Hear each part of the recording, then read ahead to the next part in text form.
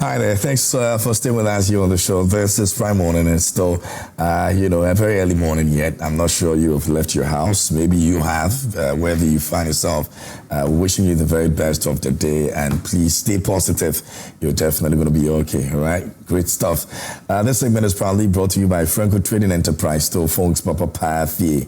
We say a big thank you to them. And also, Koa Natural Fruit Juice supporting us here on the show as well. So please do well and patronize these two brands. They are here in Ghana. They are proudly Ghanaian, and it's a reason you need to make sure that you support them. And even so, as we celebrate Made in Ghana, Ghana Month, you definitely want to make sure that you're getting all your appliances from Franco Trading Enterprise. Trust me, the quality of service that you get over there is top notch, and that I can guarantee you. Any of our branches that you're working toward, you're definitely going to be giving the very best of customer service, quality products that we're giving away. If you need a new phone you want to buy for your friends, your loved ones, whether Nokia, Samsung, iPhones, accessories, we've got all of them. And those of you who need to change your fridges, your microwaves, your blenders, your air conditionings, so all you have to do is to walk into Franco Trading Enterprise and you get the best anytime you walk into Franco Trading Enterprise. Download the app and get more updates on what we have, what we're bringing, the prices and all that is on Google Play Store. It's the Franco Trading app and you're good to go. Visit our website, www.francotrading.com, and you can also get all the update that you need from there. Franco Trading Enterprise says still phones Papa Pathie, and we're grateful to them this morning. Koa Natural Fruit Juice is what you need. It's a family thing. Everybody loves it. Please go ahead and enjoy the very best of it. If you are getting, out there today and it's going to be a long day, or anytime you stop or you want to take a break, make sure you grab Koa Natural Fruit Juice. It's healthy. It's made right here in Ghana, and every one that you buy goes a long way to support the Ghanaian cocoa farmer because it's made from cocoa. Yes. So indeed, this is ours, and we want to also make sure that we patronize it. All right. So please make sure you get your Koa Natural Fruit Juice today as you go about your daily activities. A big thank you to these brands for supporting us here on Prime Morning. It's time for us to get into our very major conversations. Don't forget that we'll be looking at the COSAC strike. We're still going to be finding out indeed. Don't forget it's got a lot of disruptions in government service, and we're hoping that this is resolved so they can get back to work. As of this morning, we don't have any update about what happened in that conversation yesterday. There were supposed to have been some negotiations with government yesterday with regards to the strike. We're yet to actually get details of what exactly happened yesterday. We're hoping also that, things have been resolved and that strike will be called off very soon. We'll talk about that. You can share your thought with us. And security services recruitment. Over 500,000 people apply. Unfortunately, only 5,000 people are supposed to be getting that slot. And the questions around that, the minorities also asking, why then do you have to advertise for 500,000 people to apply and collect their monies when you actually need only 5,000 people to fill in that position? Now, we're going to be looking at that conversation, and a bit later, we'll look at the foreign ministry and what they make of Ghana's stance in terms of what has been happening around the world. And they say that Ghana is not for rent. We'll be looking at that conversation also. So these are three things that, if time permits, we'll be able to exhaust all of them. But you can send your messages to all of them, and I'll definitely try and read some of the messages, if not all of them, right here on the show. All right, great stuff. A bit later, I'll tell you about what will be happening in Kwawu and what will be happening in Gomwa Central as well. Now, Gomwa Central is where everybody is actually making their special Easter celebration happen. And if you've not been to Gomwa Central before, try and be there between 2nd and the 5th of next month, April, the Easter weekend. Trust me, it's one of the best places you want to be if you're looking forward to having a really good time. I'll share with you some of the things and all the artists that will be making their way to Gomwa Central for the Gomwa Central Easter Carnival. We are moving the entire city to Gomwa. In fact, the entire country is moving to Gomwa constituency, and A+ is championing that. So I'll tell you more about that here on the show, and also you get to know about some of the artists that will be performing as well. Okay, awesome. The Newspapers are here. I've got about 4 of them. I'll be looking at the front pages. But Honorable Peter has joined me already. Let me just quickly say good morning to him, and then we'll get into the front page of the newspaper. Honorable Kwache is the former MP for Amenfi Central, and he's always here with me on Thursdays. Honorable, good morning. How are you doing? Good morning. I'm good. And good to see you. Yeah, thank you. And I like this one too. Thank you. I like yours too. We'll try. You're always looking smart. I try. We don't have a choice. Yes. But how's it going? Everything? By His grace, yes. Since the last time I came here, nothing new has cropped up. So I believe that God is taking care of us. Awesome. So I bring greetings to your cherished viewers and then to my constituents, who I believe are doing very well and watching us at this time. Awesome. I should visit Amenfi Central one of these days. If anytime you are ready.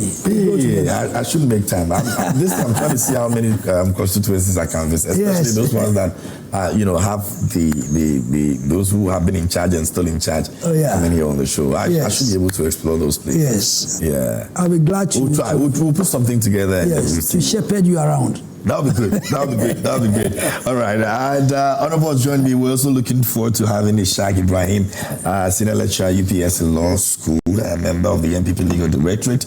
Richard Kumato is also going to be joining us as well. He's a security consultant, also joining us this morning as well here on the show. But Daily Graphic is here, and it's got a few things they're reporting on. Let me try and run through them. Gamanche, others meet King Charles at Commonwealth Day in London. Page 13 has got a story on that. You can read about it.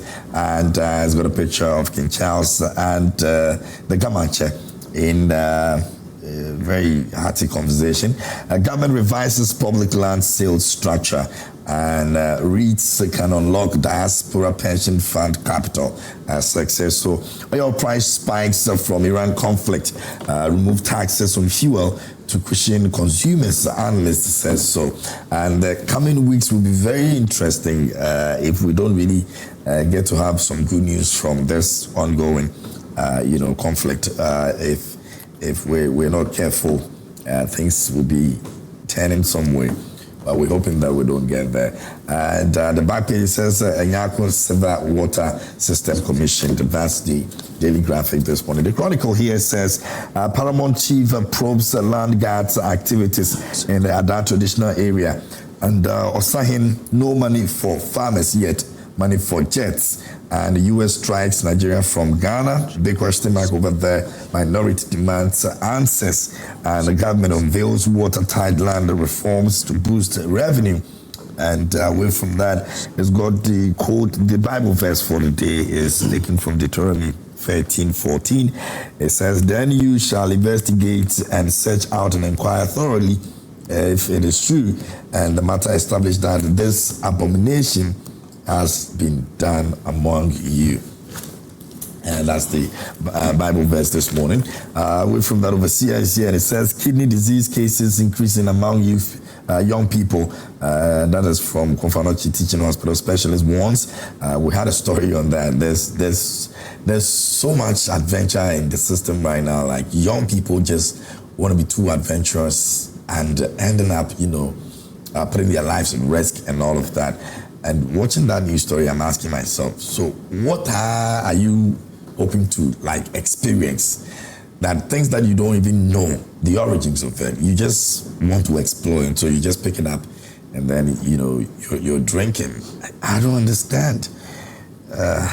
Anyway, Ghana stresses need for strong institutions, community engagement to promote gender justice. And big story over here says CSW 70. Gender Minister pushes for justice for women and girls. And corruption fight has improved under Mahama Kaz Gimpa survey shows, and NPA assures public of adequate fuel supply amid global market uncertainty. So it looks like we're really on top of our game in terms of what is going to happen if this conflict continues. Looks like we have enough to supply, at least for the time being. That's a good one. Address the concerns of road users. Veep Opoku Ajman tells roads minister. That's also captured by the overseer this morning. The very last one for me will be the New Republic, and it says PBC hangs on death strains. Face asset auction over 300 million debts as creditor banks secure green light. And away from that, search for rent in Ashaiman. Jeffy opens Friday court at NDC headquarters, and cocaine synthetic drug crisis deepens. A new report flags West Africa as key cocaine route for Europe. And Mahama lifts ban on state lands with sweeping reforms aimed at restoring integrity to public land management. Ajiman Menu briefs life into Sputnik scandal. Government response, 2 dockets ready. And that's also captured by the New Republic newspaper this morning. Pretty much that will be all for the newspapers here on the show. So please do well. Grab a copy. You can read all about it. But this Easter, the celebration moves to Gomwa, April 2nd to the 5th of April 2026. The Gomwa Easter Carnival takes over the Gomwa Central Constituency with 4 unforgettable days of color, culture, music, and pure excitement. Experience vibrant street parades, electrifying live performances, rich cultural displays, visual arts, food, fashion, and exciting brand activations, a beautiful blend of heritage, royalty, and modern street culture, all in one destination. Wouldn't you rather be part of this? Now, this bold initiative is championed by the Member of Parliament for Gomwa Central, Kwame Asare, being A+. The Gomwa Easter Carnival is powered by the Joy Brands and proudly sponsored by Hot Wave. So it's now the Hot Wave Gomwa Easter Carnival 2026. Dates is on the 2nd of April to the 5th of April 2026. Venue will be the Gomwa Central Constituency. If you get to Agona Swedru, you're already in the system. You're already in Gomwa and you're already having a good time. In fact, if you get to Winneba Junction all the way to Swedru to enter Gomwa, Kwakrom and all of those places, you're already inside Gomwa and you're ready to have a rave. And so please come with your energy. Come ready to celebrate Gomwa Easter Carnival 2026. We say let's meet at the center. Vendors, if you want to be actually selling something over there, you can call 02021 58734, 02021 58734, and hotel reservations you can call on 05340 49996. That's 05340 49996, and that's how you can be a part of the entire experience by just grabbing your reservation for hotel. And if you want to also come and sell over there, if you're a vendor, you can also call that number and you can be a part of the Gomwa Easter Carnival 2026. So that's what it is. And Big Chef is coming back. Big Chef Junior is coming back, and a lot of people are excited about it. I am very excited about it because the kids really know what to do when they get into the kitchen. So Big Chef Junior is here again, bigger, tastier, and even more exciting than ever. This is the show where young talent showcase creativity, confidence, and culture, one delicious dish at a time. Watch simple ingredients turn into amazing culinary masterpieces and see big dreams come true. Are you between the ages of 8 and 12 years old? Do you have passion, personality, and love for cooking? You don't need to be perfect. You just need to be ready to actually shine. To enter, send us a 1-minute video of yourself cooking your favorite meal via WhatsApp 055-1575757. Deadline is on the 20th of March 2026. And get your apron ready and be the next Big Chef Junior superstar. Big Chef, good meals by kids, and we love it. All right, so please do well and be a part of this awesome show, and I'll be looking forward to picking out a favorite of mine in the competition because I love food. All right, so yeah, that's what it is. But let's do it. We say a big thank you to Franco Trading Enterprise once again, and also Koa Natural Fruit Juice for making it possible for us to have the conversation this morning here on the show. And if you're joining us, we're streaming live on Facebook. You can send your messages over there, and you can also do well and send it to our WhatsApp line, and we'll be addressing all of those messages that you sent to us here on the show. And I've already told you 3 things that we'll be looking at: the strike with CLOSAG and also the recruitment for the security services. And then we take a look at the issue of the foreign ministry, which has actually sent a very strong warning that Ghana is not for sale, it's not for rent. And so looking at what is happening around the world, it's important that some of these things are put into perspective, and so we're definitely going to be touching on that also. Ishaq Ibrahim is joining us this morning here on the show as well. He's a senior lecturer at UPSC Law, a member of the NPP Legal Directorate. A very good morning to you, my brother. Good morning to you. Doing? I'm doing quite well. Good to see you. Yes. This year we've met already. This year, or it was last year? It was last year. So happy New Year to you. Happy New Year to you. Good morning to my good friend here, and good morning to the viewers or listeners. Great. Yeah. All right. So we start off with CLOSAG. In fact, the strike started on Monday. We were hoping that it was going to stop. It didn't. It continues. Yesterday, there was some negotiations that the government was supposed to have had with them. We're not actually privy to what happened in that negotiation yet, but we're hoping that it will be resolved because of the issue that has caused so far. But Honorable Peter, let me start from you. Your government is making a case for this. And it's the fact that in 2019, this was a promise that was made by the previous administration. And in 2025, 2026, you have to bear the brunt of, dealing with this situation. Some people believe that this is not the time for us to be giving excuses and all of that. Are we positive that we can resolve this issue and many others that will be coming up? Because obviously you would expect that a government that is leaving office will definitely make, some promises or whatever it is that they want to make in terms of solving situations like what we're experiencing now. Sincere greetings again to your cherished viewers. As we say, governance is a continuum. Absolutely. And so there should be no excuses at all. But sometimes people should also consider this government inherited a very terrible economic situation, which we all know. Inflation was skyrocketing. The debt to GDP ratio was very high.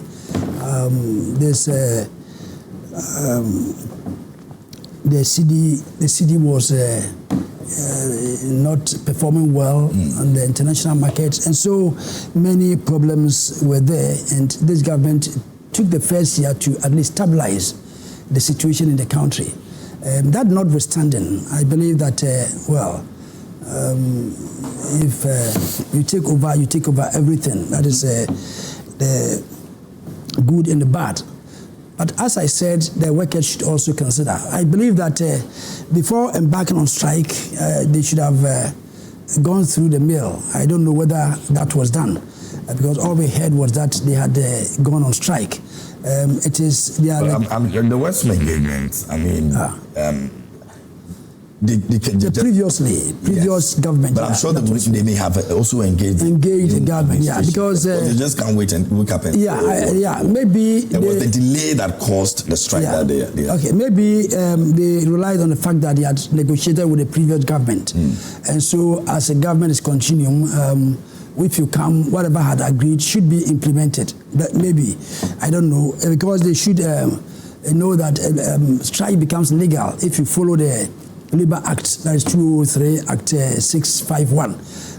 Before you go on strike, you have to negotiate, you have to meet your employer. And then if negotiations fail, maybe you write a letter to your employer and National Labour Commission. If you go through all these things, then your strike becomes legal. And let us assume that they did all this, which we are not very sure. If you don't go through this, then your strike becomes illegal, and then you bear the consequences for any mishaps. So as you say, we don't know whether they went through that. Maybe they had assumed that they had negotiated with the previous government, which this government should have also implemented. But as I said, we could excuse the government because of the numerous problems that we inherited. And I think now that at least the economy is stabilized, I think the second year, the president is sooner promised that it's going to be a takeoff. I mean, many things are going to go through. So the best thing is for the government to meet the workers, they sit down, even if they are negotiated, they have to sit down and renegotiate or something, give some positive outlook that maybe now we have been able to stabilize the economy, so we are going to implement whatever was agreed, or maybe we are going to renegotiate, because if governments are leaving power, they try to do certain things which will put the next government into some tight corner. These things are deliberate. You think every or any government? It's political. It's political. Let me leave them problems to come and take It's over. political. You know how politics is It played. could also be that there were decisions that they wanted to make, just that maybe delayed. Yeah, then if it is so, then they should have maybe signed it because they had a first to the 7th. But within that period, nothing was done. So as I said, there should be no excuses at all, but it could be deliberate also, because we remember when Kufuor was leaving, we had this single spine, which became a burden on the next NDC government, because it ballooned the wage bill for the next government. Because I believe if maybe they were going to stay in power, they would have taken some caution before signing it. But just after they had lost the power, then they signed it to make sure that the next government will have to bear that brand, and it caused a lot of havoc. So I believe that maybe this one also could be in the same light, but the government has taken over. You have to take over everything, liabilities and all together, and make sure that you resolve the dispute. So I believe that, as you said, they have met the minister yesterday, and we don't know the outcome, but I believe that maybe they are joined and something good should come out. As I said, before even you go on strike, you have to give a 7-day letter. You have to give a letter and wait for 7 days, and before you can embark. I think the lawyers can explain that further. But if they have done all these things, then their strike is legitimate. But if they have not done that, then they have to go back and follow the rules and regulations and make sure that we live in a country where there's rule of law. But as I said, they should be listened to, and government should try and meet them. If even you cannot implement all their requests because of the situation, then you have to meet them halfway and make sure that they go back to work. Yep. Sometimes you can tell them something to go back to work, but what workers also fear is that sometimes government will tell you go back, work, then nothing will happen. Yeah. But I believe that this time it will not happen that way. I have said that I personally, I would not like to go on strike. Yes, I have never supported. If I were to be working and we want to go on strike, I wouldn't join. Yes, that notwithstanding, it doesn't mean that people are not right, because it's a legitimate right if they follow the rules. Yes, because I always cite example. I was a cadet when a Black Star Line, the famous Black Star Line, State Shipping Corporation, we went on strike. I was a cadet, and we made certain demands, and we were all dismissed, and the ships, ITF, International Transport Federation, they had to arrest all the ships, and the company went bankrupt, and we were all out of job. So with that experience, I've never liked strikes at all. Later we got to know that, well, what we were even demanding was just outrageous, because when we went to foreign countries to work, then we got to know that maybe even though our salaries were low, we were getting other things, because we were taken to the UK to school and all that for free. There were other benefits. The other benefits, which we never counted. We were only looking at the salary, yes, and it collapsed the company. So I personally have decided that it's never a good thing. But in this country also, sometimes if you don't shake yourself, sometimes government will just leave you in limbo, and you may not get what you want. But there should be some jojo. Yes, they meet halfway. This one also meets halfway. So I believe the government will do something. Because now the economy, we brag ourselves that the economy is in good shape. So I think this is a time to be able to meet them. If their demands are fair and legitimate, then the government can go ahead and they do something. All right, very well. Thank you. Let me have the take of Ibrahim as well. Thank you very much. Once again, good morning to your listeners. I'll share the sentiment he shared, that strikes are never good. It shouldn't be good. I mean, nobody should welcome any strike at all, especially in the vital sectors like health, education, and other areas. Because it has a tendency of setting us back. But if you are dealing with governments such as the NDC government, a group of people, I call them a group of corn people, who have huge discretion to win power. You promise people huge. You promise people huge. I mean, we all saw what you said to the people 2024, that you were even having a reset. The old way of doing things will no longer be the order of the day. And that you were people who were a listening group of people. And so far, this is the period that you're supposed to be enjoying your honeymoon. How many strikes have we gone into so far? And more people are threatening to go on strike. So I believe that usually when you see a strike, it means that you have not listened somewhere. And as you said, I am not sure why we are even talking about the legality of the strike. Because if government is not claiming it's illegal, we presume regularity, isn't it? Yeah. So we shouldn't even be talking whether it is legal or illegal, because the other side is not complaining. That's the legality of it. So the presumption would be that it's legal, isn't it? Otherwise, when we do that, we try to undermine the claims they are making on the government. So for me, it's legal. But is it legal? In your opinion, do you think it's legal? That is why the fact that the government is not. If I am taking it to court, if I am taking you to court, and your defense is not that I don't have a claim against you, the presumption is that I have a claim against you. Even if you do, the fact that you're not speaking about it means that. Yes, I mean the presumption is there, so we shouldn't even be talking about it. If somebody is not raising a point, why do we raise it? Yeah. So there's a presumption of regularity. Otherwise, we are going to undermine the claim they have on the government that is not legitimate, because we think there might be illegality involved in the claim. So there's a presumption over there. For me, you need to listen to them and stop giving excuses. Here, you have just made a point that the negotiations were concluded 2019. How could that be somebody setting a trap for you? After 2024, to 2019, 2021, 2020, 2022, 2023, and it becomes a trap for you, so that when you come to government, you do not perform? I mean, how can we say that to ourselves? So you mean that 2019, when we were concluding this agreement, NPP were predicting that we might not win the 2024 election, so let's set a trap for the future NDC government. I mean, how can we argue that? The listeners, I mean, they are able to adjust some of these things.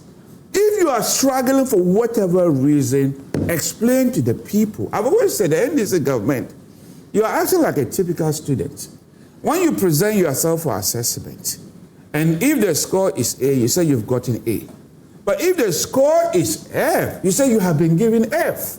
So the successes that you chalked, look, as early as March 2025, the economy was doing well, inflation was going down.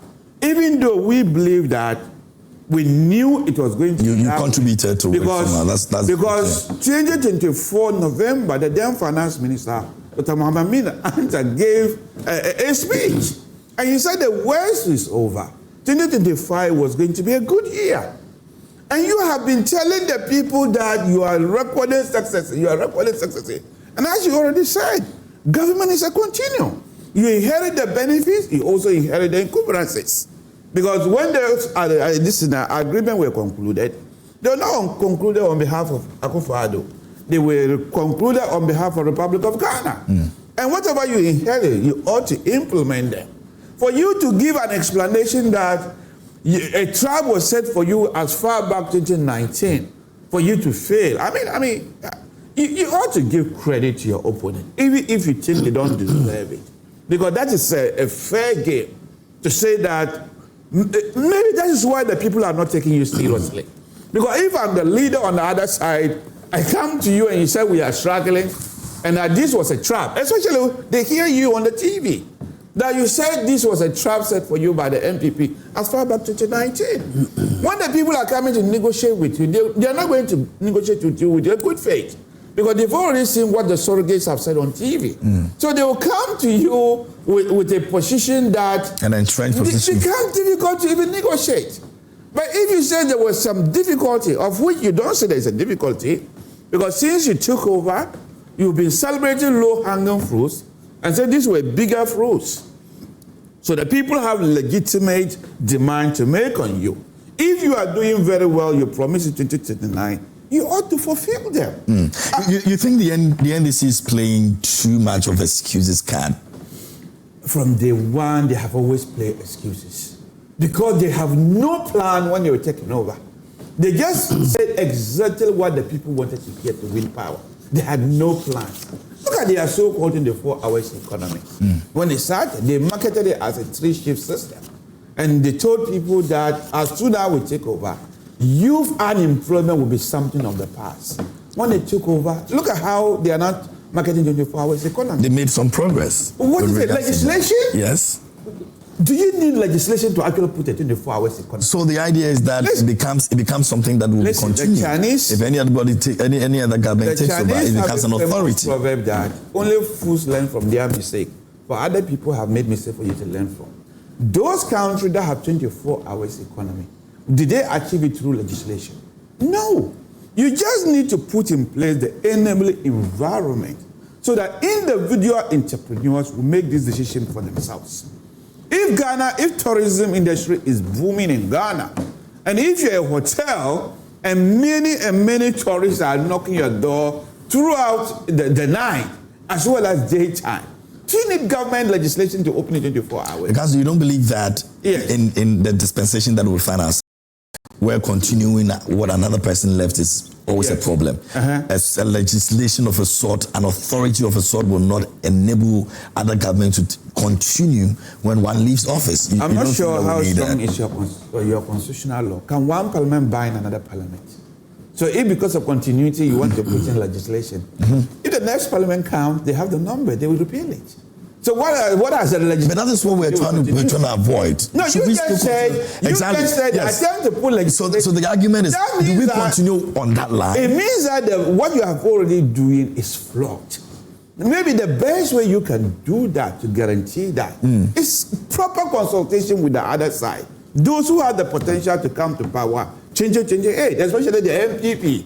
Maybe you need to reach a national consensus with them. That is the only way for them to agree that, okay, if you leave office, we're going to continue something that is of benefit to the country, they have the citizens. Most of the we want to have a conversation with the NDC, NPP to agree that if I leave and you come to power, you should continue what I've left. If I agree with you that this thing is a good idea, you are putting it in place, it's much better guaranteed to continue than putting legislation of which constitutionally it is not guaranteed, because you can easily repeal them. And they have been doing so, isn't it? You can easily repeal them. So that is not a guarantee. Putting the legislation doesn't even make sense. Maybe you are just wasting everybody's time. Of course, the policy. If the policy doesn't make sense, then that you can maybe. But if no, you were arguing that the legislation was there to ensure continuity. Exactly. And I said that is a flawed. Because it can be repealed. And I'm saying, yes, you want to repeal a policy that has the potential of giving many people a job, because you took over from another government. No, that wasn't my argument. My argument was to resolve the issue that you said it was. Yeah, but I'm also looking at the moral aspect of it. That, well, let's even put the law aspect. No, if it is a good thing, then you don't need legislation. So what I'm saying is legislation is unnecessary. It is just that they are not going to be able to implement anything. So among other things they want to say they have achieved is that we have legislation in place. Having a legislation is nothing. As I said, other countries have achieved in the 4 hours economy, not through legislation, but just put the enabling environment so that individuals can make this decision for themselves. As Adam Smith also said, it is not the benevolence of the butcher, it's why we put food in our tables. but in search of their self-interest. So if you put the enabling environment, and I know that I will make more money in the night than even the daytime, I may even prefer to open in the night rather than the daytime. So the 24 hours economy will be achieved. But merely putting a legislation does not guarantee that we'll have a 24 hours economy. It was something you told the youth. Why didn't you explain it this way when you were looking for power? But you marketed it as a 3-shift system, whereby everybody will get it. And when you push them, they'll tell you the DVLA office in identity is 24 hours. The passport office is 24 hours. Are these a group of people who are serious about providing 24 hours? When you push them, they mention identity DVLA office. Are these really the sort of people? Maybe we need concrete policies and more finance to be pushed into that area. And people should already begin to take steps. How long have they taken power now? 1.5 years. How many years do they have to go before we kick them out in 2028? They are almost there. So they are just going to be giving talk plus talk. They came to talk to us, and even if I were them, I would even stop talking and govern. As I said, the English say that the sweetness of the pudding is in the eating. Not the pudding, not keep saying the pudding is sweet. Govern. But they talk more on TV about what they are meant to do when they are not doing it. And as some of us have said, some of us so far were even worse off. I'm not the only one. Everybody with prepaid meter will tell you, it's like you came to kill us. For me, my prepaid meter is like it's on the race we use on boats. Every time. I mean, I can even show you evidence now. I used to spend about 100, 150 for every 2 weeks. Right now, within 1.5 weeks, I've spent almost 700. I asked myself, is this a reset you were promising? Or you were there to defraud us? Because we don't know whether the machine is defrauding us or you say it's faulty. If it is faulty, those customers are asking, are you going to ensure a refund is given to them? The president has a problem to it. In fact, the energy minister has also asked that the ECG come up with exactly what is wrong with the meters so they can... Well, I think what is wrong with the meter, the government is part of what is wrong with the meter. The government? Yes, the tariffs increment. Okay. Yes, the government is part of what is wrong with the meters. The tariffs increments, the low-hanging fruit taxation cancellation they've given us.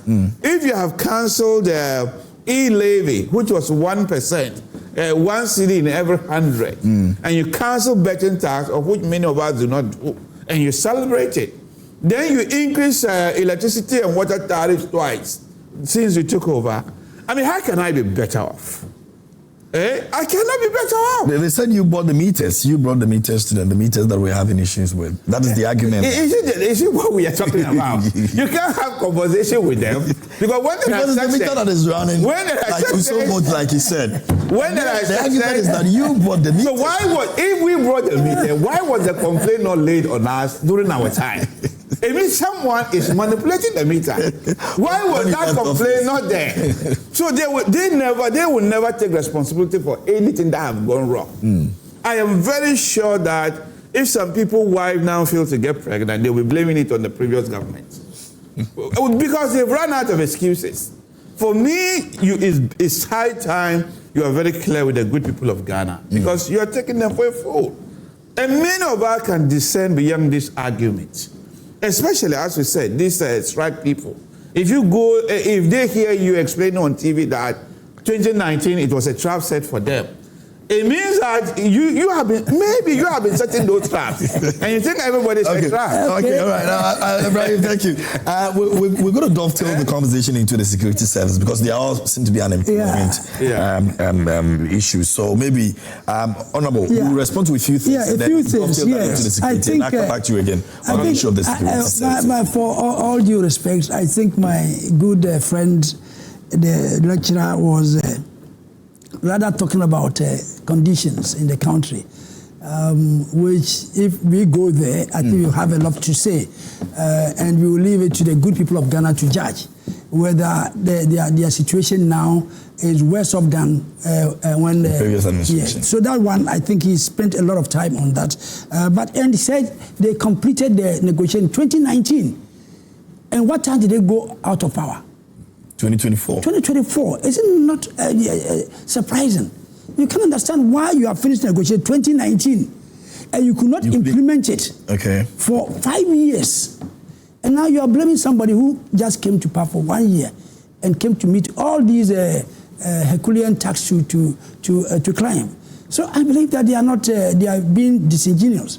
They have to I never said, I mean, we're talking, I never said that they intentionally left that. I was just conjecturing. I said the things plainly that, well, I believe that the strike had followed the rules. I was just setting up an opinion. I never made it categorical that, oh, the previous government set a trap for us. I said it could be, because if you have finished negotiating 2019 and you just delayed until 2020... Economic crisis? Yes. COVID-19? So you had an excuse to delay it for about 5 years. And if you are saying that you left the economy in shambles, you are arguing. Because you are saying that because of the economic crisis, you could not implement it. And when the NDC came, suddenly the economy did not turn over. So we have been able to stabilize it in 1 year. So it goes to confirm that we left a huge problem. And that's why you could not implement it in 5 years if you have finished that one. And then within 1 year, you expect somebody to be able to do it. And I said there should be no excuses at all. Yes, if you take the liabilities, you have to take the this thing also, the policy also. So I think the government would solve it, and they have met the leaders, and I believe that within a very short time they are going to this thing. And he said that they are going to kick us out, and I say that if wishes were horses, in 2028. If wishes were horses, continue for me. If wishes were horses, the beggars will ride them. So for Dr. Bawumia to become... Well, you have CPP to contend with. You have PNP to contend with. Oh, no, he's talking about... no, I'm just mentioning the other parties that may even be in the picture. Not just the NPP. Oh, no. But the other parties that... So 2028 is not just even about the NPP. Oh, I believe that the other parties, NPP is the UP and all of that. Yes. From the last... Why you put those that want to accept the fact that these are also parties that would show up at the end of the day? There's a base also underground somewhere coming up. No, I mean, it's going to be very. I've said it. You see, he's talking about legislation. That's not important. What did they do about free SHS? He said if the thing is good for the people, you can just go ahead. Free SHS is good for everybody, and yet there was legislation. So I don't know why he's trying to say that if you are doing something good for the people, 1D, 1F, which they dug this thing. There was legislation. So that one does not hold at all. If you are going to do something as big as a 24-hour economy, I think legislation does not spoil anything at all. Using their own background as a support for my case. So let us go there. But I think he spent more time to let the viewers see the incompetence of NDC, which I believe that I think he misfired. People are, I mean, I was here when you did the survey at end of the year, the position of the country now. I think many people just free call. You had the results that came out, but I think they have to tickle themselves and feel that Bawumia is coming to power, which I don't think now. Maybe in 4 years, 8 years time when they change the leadership. But as for Bawumia, you can do all the propaganda you want, but if the fundamentals are weak, the exchange rate will expose you. That alone is going to bring him down, because now all the fundamentals are okay, and the exchange rate is okay. Even with this war going on, it's not affecting us much. But that has been justified in many occasions why Bawumia was not in the capacity of, doing the things that the Ghanaians wanted. Yeah. I mean, they've explained all of that several times. How do you explain? He was not the main person. Oh, then it's in hand. And so the new Bawumia that is coming. Oh, then why did he make all those claims? If you are not in charge, why did you make all those claims? So there's no excuse at all. Why is he claiming some credit for the things that went well? He's claiming credit. Huh? But you are not in charge, and yet the good things you are claiming credit. But the bad ones, which you yourself championed, you were brought in purposely to stabilize the economy, because you had said you were from Bank of Ghana and you had experience. and you are coming to stabilize, and that's why you are the head of the economic management team. And now you are giving excuses. No, it will not wash at all. It will not wash. All right, so let's get into the security services. Maybe you do your comment on that, and then I'll take that up. Yes, I think 500,000, and I wonder why the NPP is complaining that they need only 5,000 and they sold 500,000 forms, isn't it? It's almost as though as a rip-off. It is. Yeah, but was that not what was happening in their time? So if anything at all, they should not, the complaints, the complaints should not come. If you do that, citizens will not take politicians serious. When it is your turn, you said no. It is good. You never even acknowledged. And you did worse like that. And now, if somebody has done it, it is not you to come and say it. The reset promise. A reset. Is that not supposed to cover up for the ills of one? Well, I will say that we will have to look at that. Yeah, but if these people are going to do it, you see, if sometimes you are doing something and somebody who does worse things tells you, it annoys you.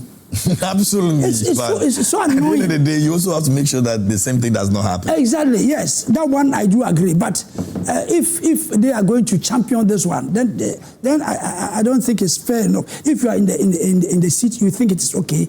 But when somebody does it, then you come out vehemently to argue. I don't think it's fair at all. But I think we have to take a look at that. Yes, we have to take a look at that. The gap is serious. Yes, I will admit that it's too much because they pay money. Yeah, they pay. Yeah, but I think maybe people disagree why ordinary citizens have to come pay for sometimes just to get a job. If something is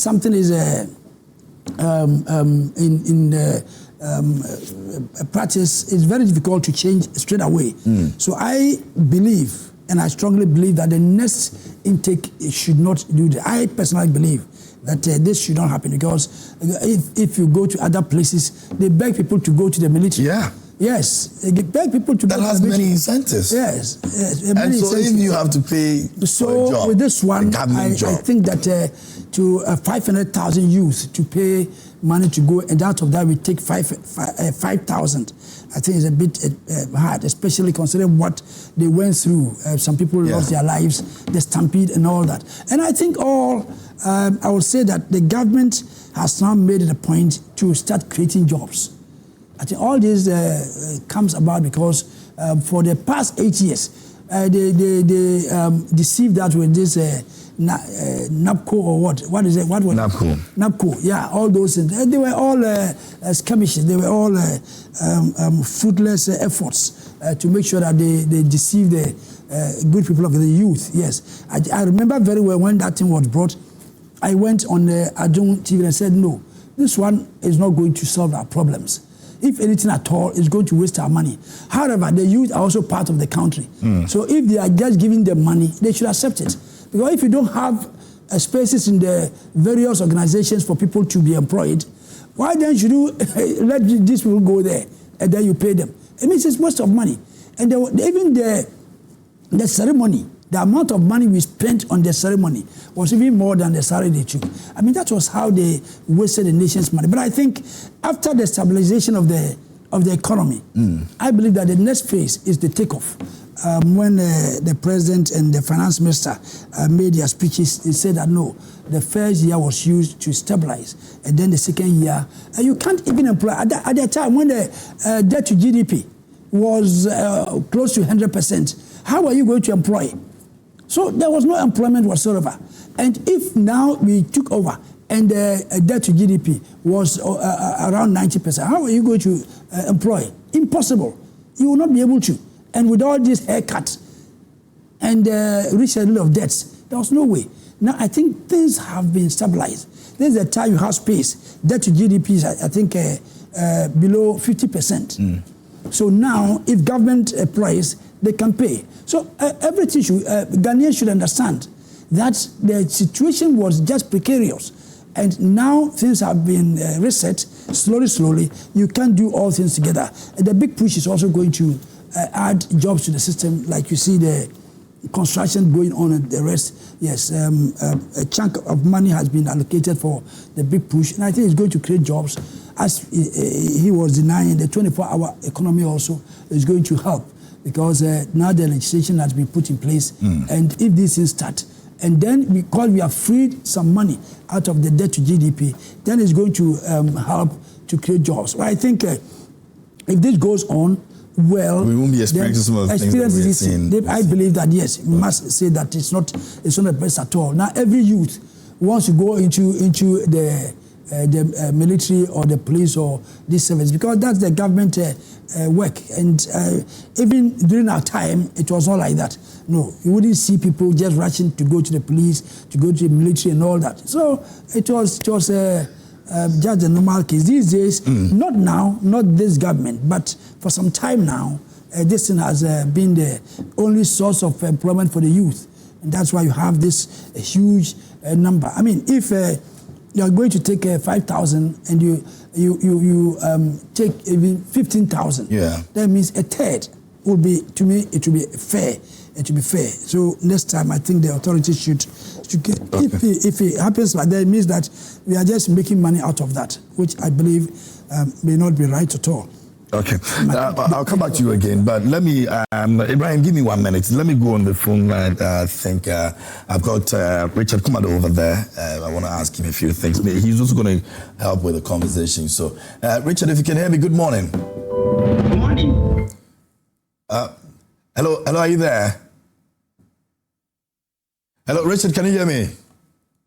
Hear you so loud and clear. Good morning. Okay, yeah, good morning. We were having issues with your line from the other side, but it's okay now.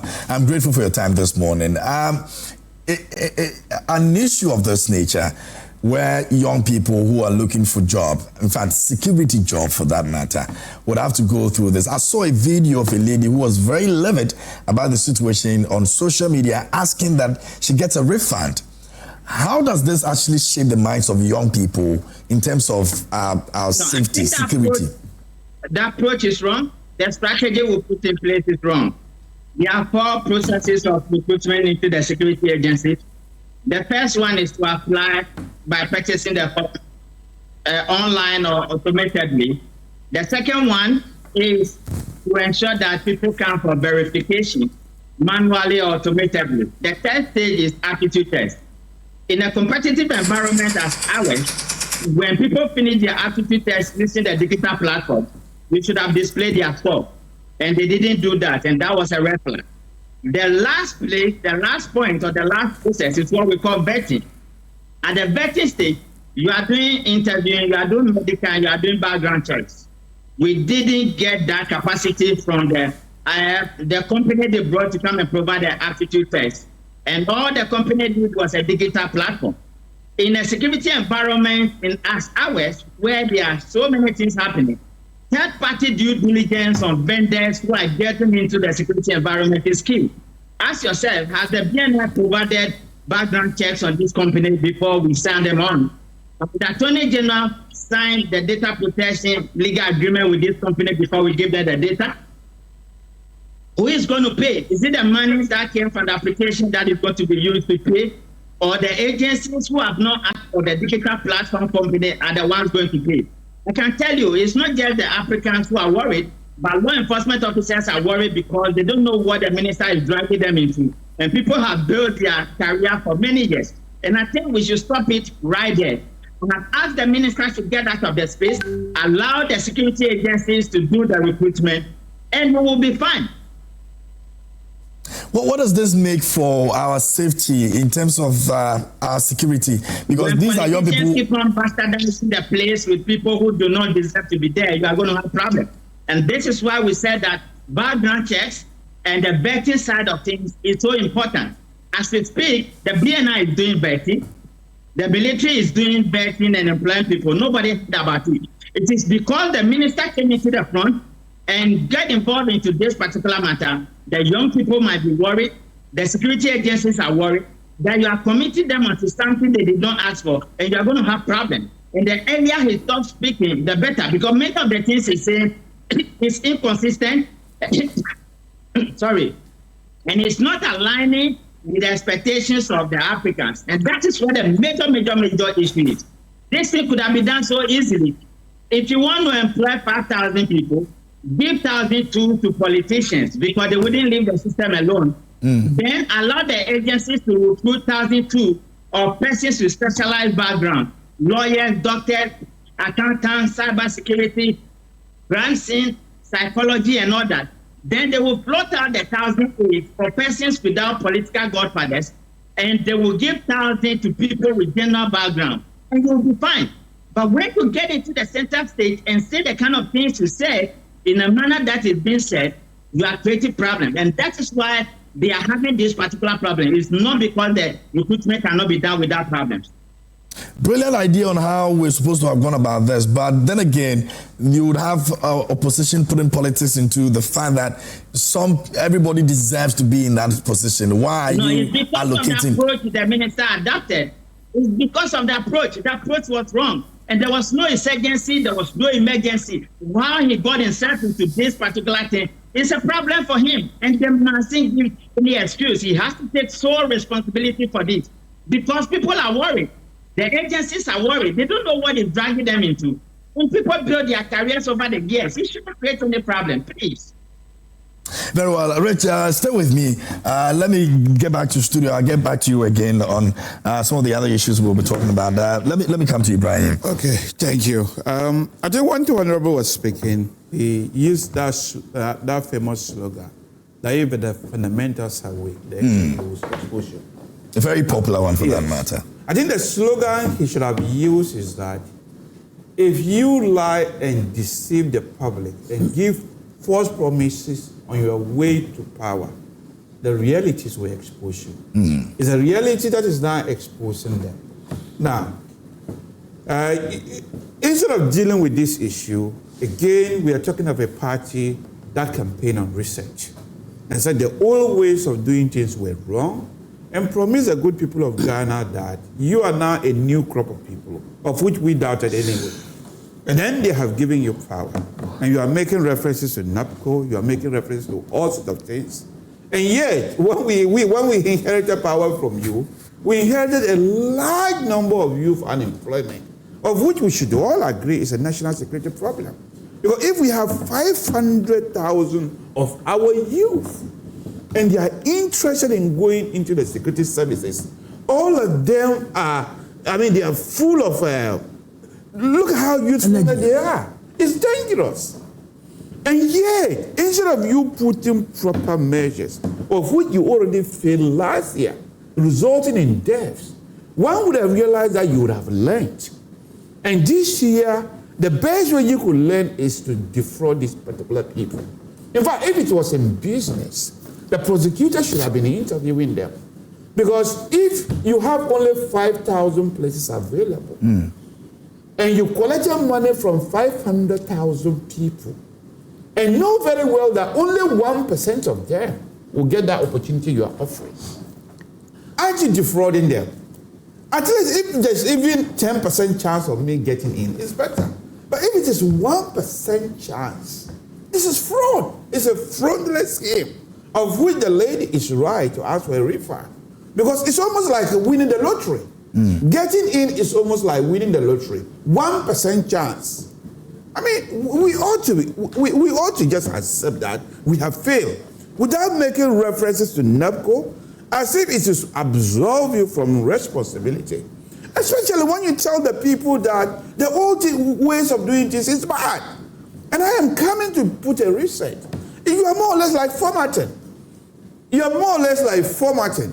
Are you saying that were there a past record of where somebody needed only 1% of a particular group and sell forms as much as this? Why was there not an issue? And it is an issue. Oh, it was an issue. It was an issue. What was the issue? I never heard of any issue. I heard it. Where people said you sold such a large number of forms. I heard it. That one. So for me, address it. When things of this nature face you, please, if you campaign on research, don't use the past as even your standard. Because you said the past was we needed to do away with the past. Why then you go to the past to justify your current bad practice and make reference to the past? You think the minister could have handled this better than he's doing? Yes, Obviously, apologize and say you had it wrong. If you have to make any reference at all, make reference to last year that we get it wrong again, like Frank Spencer. in that comedy, some others do have them. If you wrong last year, if you wrong again this year, apologize and confess to the good people of Ghana that we had it wrong last year and we're getting it wrong again. We apologize. But if you are making reference to the past, it's quite wrong. For me, the refund is in order, and 500,000 people to be seeking to enter into the security service. It's quite frightening for me.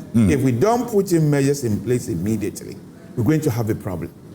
And that is why this 24 hours economy, people bought into it, thinking it was going to give a lifeline and a hope for the youth. And so far, we are not saying, the signs are not very good. So what strategy can we as a nation put in place? For me, the private sector have always worked for other countries. Why can't you work for us? Even the public sector, 500,000 people want to go to the private sector. For me, the public sector is already choked. The best we can do is expand the private sector. And maybe it should start from the educational system.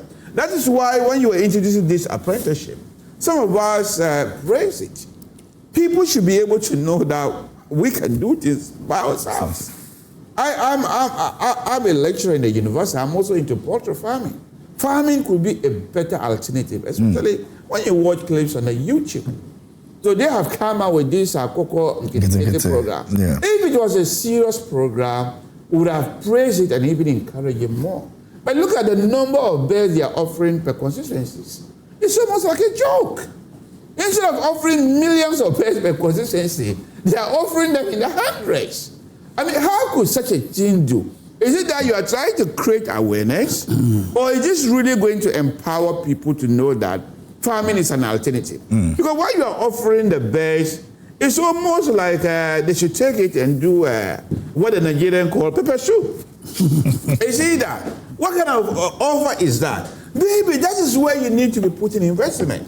And the good news is that the economy, we have applied the most bitter medicine in our time. And the economy is beginning to do well because of the medicine that was applied. So if it is doing well, why don't you have those kind of policies? So that we tell the youth that, look, you are better off doing things for yourself. And we need to educate our youth the same way.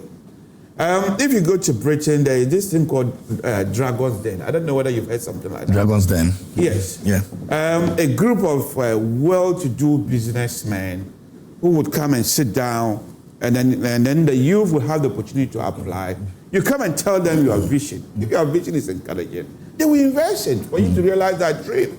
Maybe Donald Trump did the apprentice with that. Yes, it's similar to the apprentice. Yeah. Like I think McDonald also did something similar here. Similar that. Yeah, yes. But it didn't really continue further. So maybe we need more private sector people to come and help us with that. So that most of the youth who have ideas, it will encourage a lot. Pitch it to them and then they establish you and then you... Yes. Maybe those sort of things you have to do it. But if you come out with gimmicks like Akoko Kitikiti, after you are 4 years, you just realize that you are just encouraging people to have pepper soup.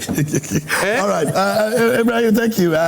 We have 8 minutes to actually wrap up for this morning. Let me see how I can end up with Richard on the other side, and then we'll do the studio. I'm trying to see if I can do a few messages as well here on the show. But before I let Richard go, I don't know if he's still on.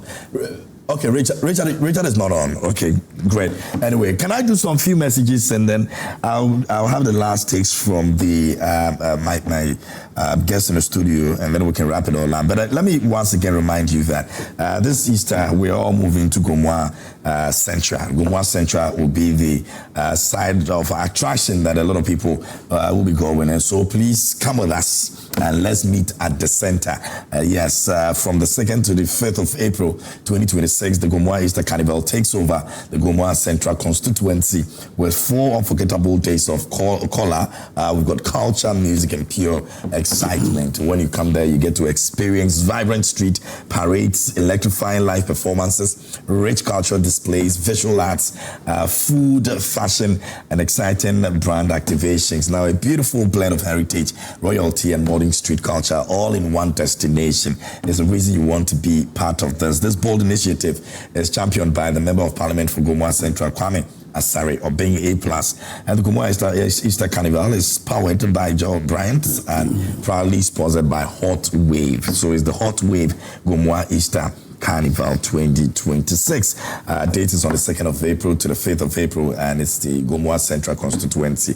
Come with your energy, come ready to celebrate Gomoa Easter Carnival 2026. We say, let's meet at the center. Vendors should call 0202158734 and hotel reservations. The number is 0534049996. And you're on your way to a very exciting place. There's going to be a place called the Jar Town, and I'm inviting you especially for Gomoa Easter Carnival. So, Honorable and yourself, Councillor, I want to see you there. I'll make special reservations for you. So please come through and let's have a good time together. It's going to be. Will there be free transport? Oh, don't worry, I got you. Yes, after Suju or Winnipeg Junction, you're there. All right, no, don't worry at all. I got you, son. I got you, son. Hey, you want to? Fabio Sorabing is the one in charge. You want to be like NPP politicians? A+ is in charge. What are you scared of? He's an honorable member. To be like Bawumia. He's an honorable member that is in charge, so don't worry. Bishop 65 is calling for audition, please. Ghana's biggest cooking competition for kids reality show is back again, and you want to be a part of it. It's going to be exciting. This is the show where young talent showcase creativity, confidence, and culture, and one delicious dish at a time. Watch simple ingredients turn into amazing culinary masterpieces, and some big dreams also come true as well. If you're between 8 and 12 years, you've got passion, personality, and love for cooking and being in the kitchen, this is your time to shine. To enter, send us a 1-minute video of yourself doing everything in the kitchen, and WhatsApp it to 055-1575757. Deadline is on the 20th of March 2026, and all you need to do is to just get your apron and be ready for the biggest cooking competition by kids. You don't want to miss out on that. Give me a second. Let me refer. It said in 2022, approximately 475,000 to over 500,000 Ghanaians applied for various security services recruitment. That's data from Ministry of Interior. That was in 2022. Over what? They applied for what? Security services. Security services. The number is what? Over what? 22? Over 475,000 to over 500,000 Ghanaians in 2022. It's the same thing that the NPP. That's why 5,000. Yes, the same thing that the 5,000 slots. But that's right. I'm telling him that. Yes. Is it doubtful? Minister of Interior. Gasti Man in Brekum says that Ghana will never develop if we have people like Mr. Kwachiaka always comparing the past, which was rejected to justify the recent wrongdoing. We don't need people like that as our leaders. Politics with convenience. Anyway, my dear KMJ, there's no doubt that Mohammed's administration has chalked a lot of economic successes, but his fight against Galamsey menace is not encouraging. If I am to rate him, I will give him 4/10. There's no silver bullet in fighting illegal mining. Yesterday, Konfuanochi Teaching Hospital reported the surge in kidney diseases among young people, which I can attribute to Galamsey. KMJ Mohammed should walk his talk in fighting Galamsey and not rhetorics. Good morning, Charles, the champion, Sefi Mjebre in the Bibiani Ashuanso Bekwai municipality in the Western North. He's always a regular on this show. Good to hear from you again, my brother. Konsi Gariba from Tamale says, good morning, KMJ. The NDC administration has used the security service recruitment to employ some of the NDC grassroots supporters, leaving the poor Ghanaian youth confused because the NDC promised the poor Ghanaian youth 1 job, 3 shifts, and they trusted them. If you are serious Ghanaian and you continue to trust the NDC administration, you would remain jobless forever. My regards to Alhaji Dr. Mahmoud Bawumia. And this one over here says, good morning, sir. Please tell the NPP spring doctors to give us a break after wasting 8 years to mess up the country. They promised to transform Ghana into Singapore, but gave us pension head cuts, kinky parties and Galamsey because party, yes, it's funny to expect government to fulfill its 24-hour economy in 1 year when they couldn't complete their 1D, 1F, 1D, 1 dam, Sky Trains, Agenda 111 in 8, okay, Agenda 419, that's what you want to say. In 8 years, talk is cheap, okay. All right, I never heard about it. Just 419 actually. Please ask the NPP man that why they transfer their debts or to the next government. All of the debt they transfer, the debts they transfer 2025, 2028. Why are they refuse to pay their debt when they are in the government? Ask him for me. Okay. Ibrahim has heard you respond to that. The minister should allow the security agencies to do the recruitment. His involvement is creating unnecessary tensions. No transparency in the whole process. Daniel from Akosombo. This one over here says, good morning, Joy Prime. Please, the security recruitment in this country has never been fair, but the interior minister is so vocal that they were going to do things different. I agreed with your security expert. The earlier he stopped talking and allowed the security to take charge, the better. The results should have been displayed immediately you finished and submit so that you know your score, which wasn't done. Thank you. All right, let me go to Abdul Razak. It says that all the lamentations and disappointment from NDC foot soldiers are in an indication that the NDC government has failed. Do we need a soothsayer to tell us that we are in the hands of an insensitive, insincere, and dishonest government led by President Mahama? We are told that the economy is stable, but the government can't pay teachers, nurses, cocoa farmers, contractors, and there is no direction concerning recruitment. May God save us from this scam administration. The compendium of lies and deception has exposed them so quickly. Abdul Razak in Tamale sent in that one. Abdul Razak, thanks for the message. Nana Akuyamwa Boating says, I'll be very surprised if Ghanaians still believe in this lousy propaganda from the Deputy Minister of Finance and Felix Ofosu-Kwakye. We're not told that some people have looted this country and that the overall team would arrest, recover, and prosecute those individuals involved. Only today, born babies will believe in these. Only today, born babies will believe in these lies. Okay. Next one over here, it says, good morning, Joy Prime. The NDC communicators in the studio should be ashamed of himself for mentioning 24/7 economy. The party promised you one job, 3 shifts, which they have failed woefully. And that's from Mohammed Ibrahim.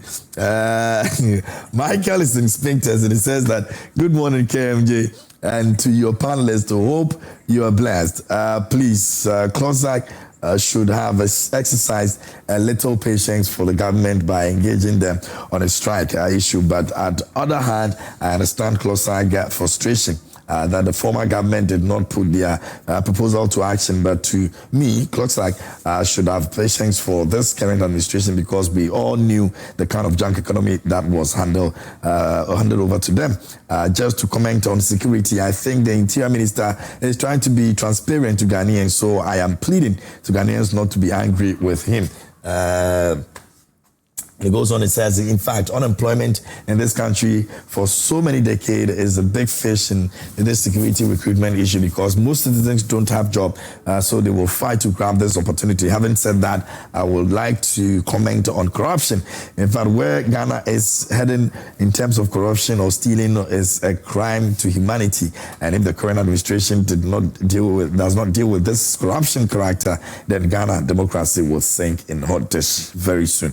In fact, this is the reason why we, the citizens, are saying all the political parties have the same feathers. Thank you all. Okay, those are some of the messages you sent to us this morning here on the show. I'll try and do a few before we probably wrap up if we have the time. All right. Our wrapping up comments will be around the Ghana we all, looking to experience. 2027 will be 70 years. And I don't know if you're excited about the Ghana that we are living in now. The Ghana we are living in? Yeah. Not really. After 16 years. Yes. To be honest, something you are proud of. To be honest with you, it is not the best. I've had the opportunity to travel a lot because I was a seafarer. So I sailed around the world. And I went to places where, like Malaysia, Singapore, South Korea, which we all started together around the same time. But for the overthrow of Kwame Nkrumah, Ghana would have been somewhere else. And I believe that it is time we are lucky that we have had a new president who is trying to reset the system, because after Nkrumah's overthrow, nothing good ever happened to us. I mean, these military men were just usurpers, and they had to just mismanage the country. And it took us back after Kwame Nkrumah did so many things for us. Like the Akosombo Dam, the motorway, the Get Fund schools, Ghana Education Trust schools, what the universities and all that. I mean, we were on a good pedestal at that time, and we were moving so fast, and many countries looked on to us for their progress. And even at that time, Nkrumah was speaking at the UN for China. I mean, China was nothing, and Nkrumah was speaking for a place for China in the Security Council. And I think those of us who saw a little bit, I was in, I think class 4, so when he was overthrown. And the very little that we saw, I think Ghana was moving very well. And after 69 years, I can't say that we have done well at all. Okay. And I think President Mahama is aware of this and is trying to move the country in a very different direction, maybe to follow Nkrumah's direction. Okay. That's why we call him Junior Nkrumah. Yes. Let me have your take, Councillor. It's quite interesting this morning. I'm not sure whether Honorable is looking for a job or what. Hey. President Mahama as a new Messiah. Junior Nkrumah. Yeah, okay. How do you know I don't have job? How do you know? Well, it's you. Oh, I want a better one. I want to be a gentleman this morning. Yeah. You have tried. I think just like Honorable, I am not happy. If you want to know we haven't done very well, look at the debate that they had prior to independence, especially some of the Nkrumah speeches in Manchester. And among them, he was responding to some of the claim of the British government that the black man were not capable of managing our own affairs. So the main slogan was that black man is capable of managing their own affairs. So Ghana failure is not just Ghana failure, it's also the whole of African failure. Because if you see most of the countries that are really struggling, poorly economically developed, they are sub-Saharan African countries, as well as our colleagues in the Caribbean. So why is that so? The idea of black man is capable of managing that affairs. Yeah. It's like it seems our colonial masters seem to be correct, sadly. So it is a collective failure, but I'm not sure why he came out with this idea that President Mahama is there to rescue it. The NDC have had, I'm not really sure that Nkrumah could have also done it, because it doesn't take one man to do it. Yeah. Even though I know vision is good, I agree he had a vision, even though he became brutally a dictator, which is well noted. I mean, a famous speech delivered by a Kenyan professor called Professor Ali Mafuturi in University of Ghana, who was comparing him and Rawlings. So it's a collective failure. But sadly, the bulk of the failure is actually on the NDC. Already. They had changed in 9 years, both their democratic dispensation and dictatorship. Collectively, they almost have half of the year that we have spent. So I am not sure why he's coming to say your mama is going to rescue you. What have they been doing for the past 89 years? You remember in the 1990s, they were advocating Ghana Vision 2020, Vision 2020. What has happened? 2020 has passed. We are not a middle income country. You came into mess. So I am not sure. No, you have 11 years of dictatorship. Then you had 8 years of democratic rule. The Arabs, I mean Dubai, this is a year that they have used to transform themselves. So and that's why I'm asking whether you have ruled for, whether you're actually looking for you have ruled for 16 years. Or what is this? What are you looking for? Your position in because we have seen the first coming of John Mahama when he was about to leave power. Contrary to what he said, we inherited IMF bill, economic crisis we inherited. There was no chalk in classrooms. So such a person who could not even provide chalk in his first coming. His second coming, Do you think he would do better? Okay, a big thank you to you, Honorable Peter Kwachi. Why are you stressing that? I'm looking for a job. I'm not jobless. I'm not jobless. He's a senior lecturer at UTSC Law School. You can see what he's doing now. Is it not better than Kufa? And also Richard Kumado, who joined us via Zoom this morning here on Prime Morning News Flash. And a big thank you to Frego Trading Enterprise and also Koanacha Fujis for making it possible for us to have this conversation. I'm still reminding you that Gumwa Central will be on fire from the 2nd to the 5th of April. Please be part of it. It's going to be exciting. Big Chef is also happening, and we're looking forward to all the young talents who can do amazing things in the kitchen. If you've got what it takes, please send us your 1-minute video of you doing what you can do in the kitchen. Don't forget that the deadline is on the 20th of March 2026.